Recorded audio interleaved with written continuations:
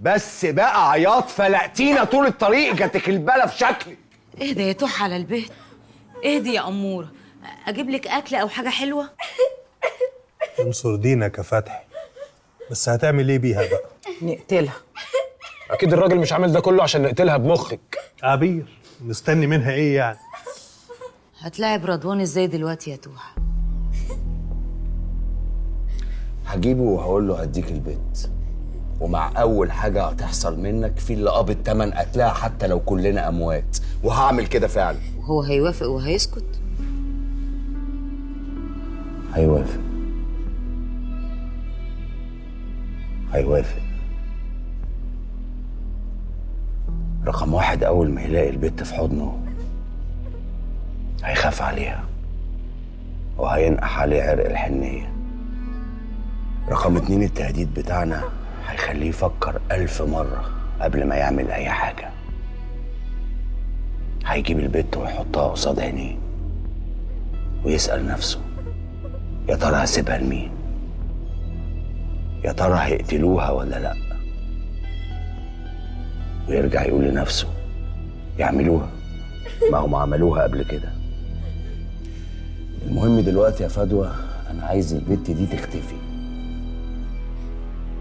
لحد ما اظبط الكلام في راسي واشوف انا هعمل ايه. بس بقى. ومكانه فين؟ حلوان. يلا بينا بقى. يلا.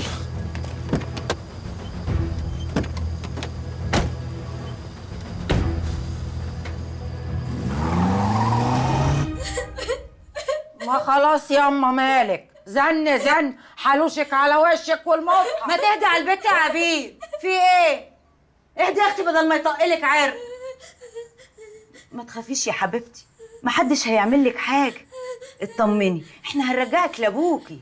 انا ابويا ميت. لا يا بنت مش ميت، ابوكي عايش وكان في السجن. سجن ايه؟ انا ابويا اتحرق هو وامي السنه اللي فاتت قبل ما الست حمديه تيجي تاخدنا انا واخواتي في الشحاته.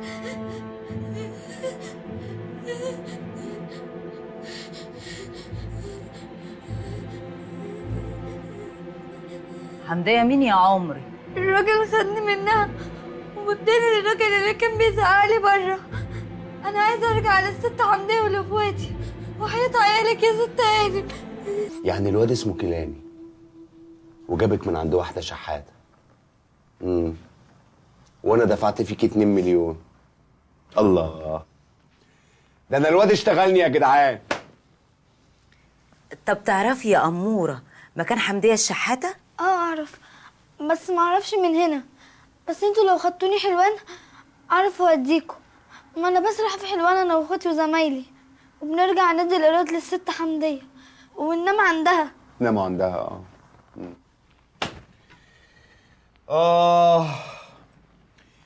يعني الفلوس اللي راحت دلوقتي واللي راحت قبل كده على كتكت ما جايبك يا عم رأفت، يظهر ان ربنا بيخلصها مني عشان فلوس حرام، فلوس مخدرات.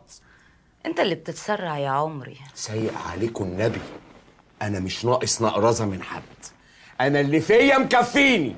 انا دفعت 2 مليون في واحده بتسرح بمناديل في حلوان. يا نهار اسود، طب انا كان هيبقى شكلي ايه لو كنت خدت البت ورحت لرضوان واترسمت عليه واتجهزت قوي؟